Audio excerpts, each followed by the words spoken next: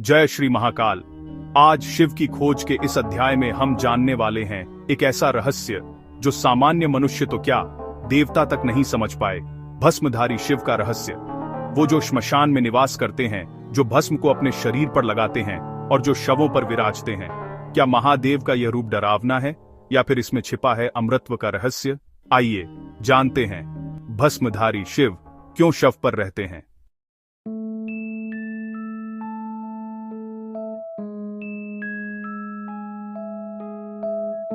कल्पना कीजिए, आधी रात का गहरा सन्नाटा, एक ऐसा स्थान जहां संसार का हर कोलाहल आकर शांत हो जाता है। श्मशान।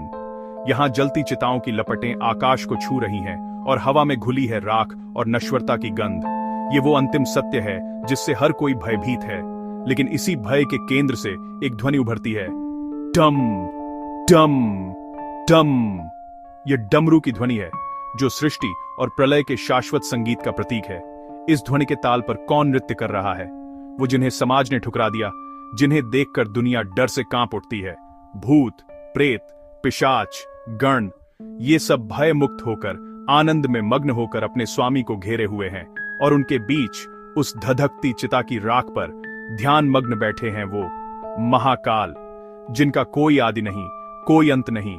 उनका श्रृंगार देखिए, शरीर पर सोने चांदी के आभूषण नहीं, बल्कि चिता की पवित्र भस्म लिपटी है। गले में फूलों की माला नहीं, विषधर सर्प लिपटे हैं।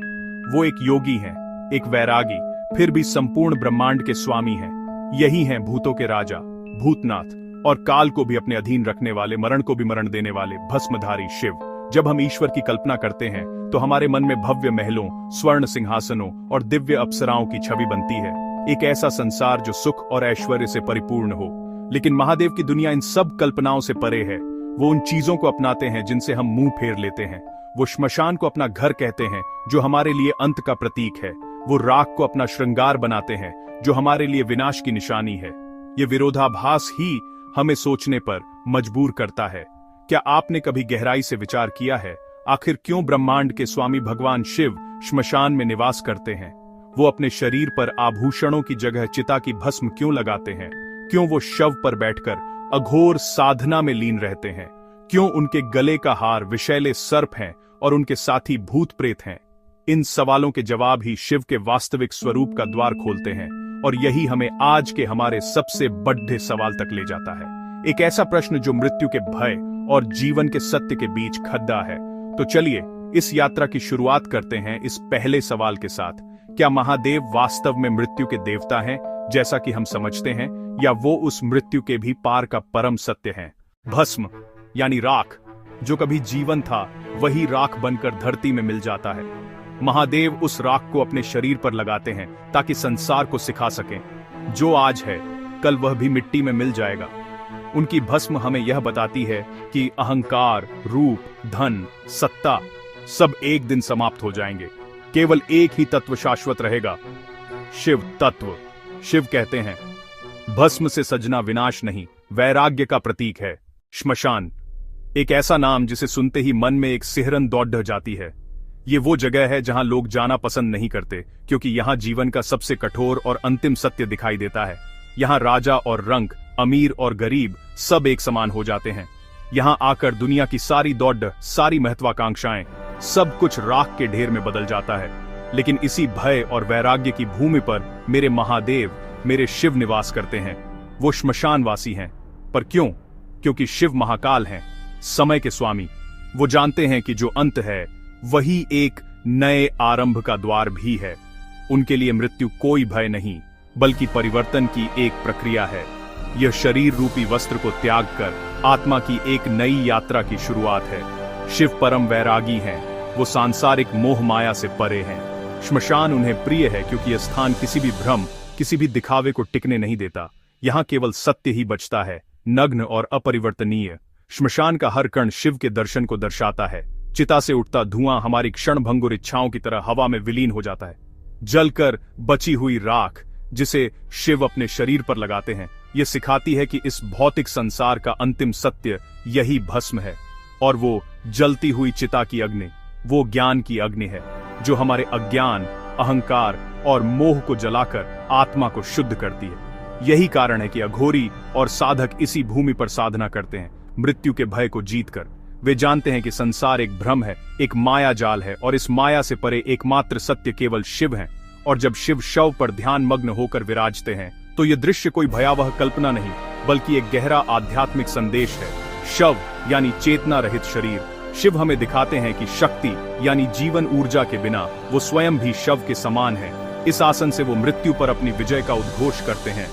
वो हमें सिखाते हैं कि हम यह शरीर नहीं, बल्कि इसके भीतर बसी चेतना है। जो व्यक्ति इस सत्य को समझकर जीवन से मोह छोड़ डांट देता है, जो मृत्यु के भय से मुक्त हो जाता है, वही वास्तव में अमर हो जाता है। अमरता शरीर की नहीं, आत्मा की होती है। श्मशान में शिव की खोज हमें यही सिखाती है, अंत को स्वीकार करने में ही अनंत जीवन का रहस्य छिपा है।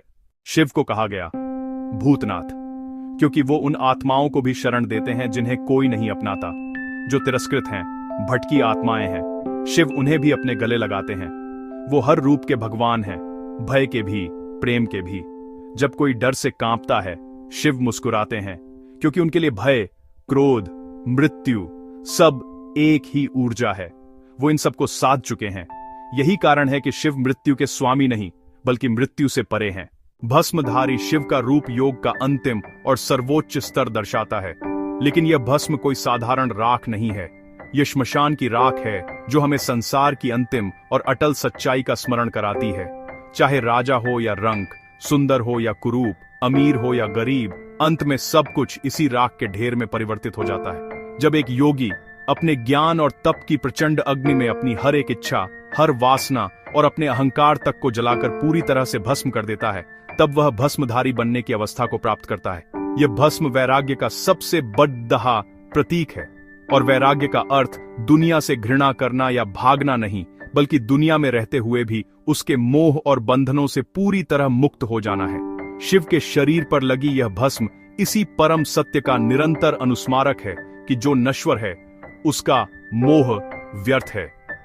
पौराणिक कथाओं में जब प्रेम के देवता कामदेव ने शिव की गहन तपस्या को भंग करने का दुस्साहस किया, तो शिव ने क्रोधित होकर अपने तीसरे नेत्र की ज्वाला से उन्हें भस्म कर दिया था। यह केवल एक कहानी नहीं, बल्कि एक गहरा आध्यात्मिक प्रतीक है कि सच्ची साधना और आत्मज्ञान की प्राप्ति सांसारिक इच्छाओं के पूर्ण धन से ही संभव है।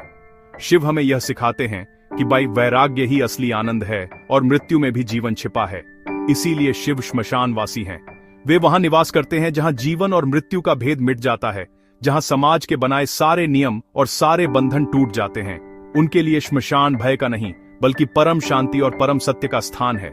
उनका शव पर बैठना यह नहीं कि वे मृत्यु से प्रेम करते हैं, बल्कि यह शव साधना का एक गहरा तांत्रिक रहस्य है, जो दिखाता है कि वे मृत्यु के भय से भी परे हैं। शव यानी जड़ पदार्थ और शिव यानी परम चेतना।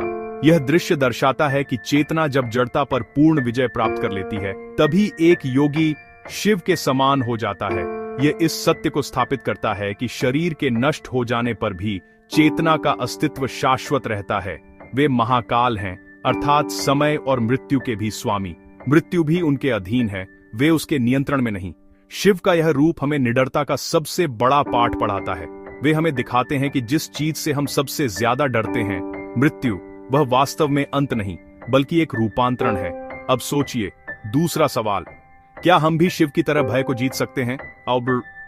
अगर हम मृत्यु को जीवन का एक अनिवार्य और प्राकृतिक हिस्सा मान लें, क्या हम अपने छोटे छोटे अहंकारों और इच्छाओं को ज्ञान की अग्नि में भस्म करके जीवन में अधिक शांति और स्वतंत्रता पा सकते हैं? भस्मधारी शिव हमें याद दिलाते हैं कि जीवन एक क्षणिक लहर है जो आएगी और चली जाएगी, पर यदि हम उस लहर के पार देख लें तो वहां बस एक ही तत्व मिलेगा, शिव तत्व। श्मशान का धुआं, राख और वह सन्नाटा, इन सब में छिपा है परम सत्य। सब कुछ मिट जाएगा, लेकिन शिव अजर अमर हैं। तो अगली बार जब आप भस्मधारी शिव का रूप देखें, डरिए मत। वो आपको मौत नहीं, अमृतत्व का रहस्य दिखा रहे हैं। अगर इस वीडियो ने आपके मन में एक प्रश्न जगाया हो तो कमेंट में लिखिए, क्या आप मृत्यु को अब भी डर मानते हैं या शिव का एक और रूप?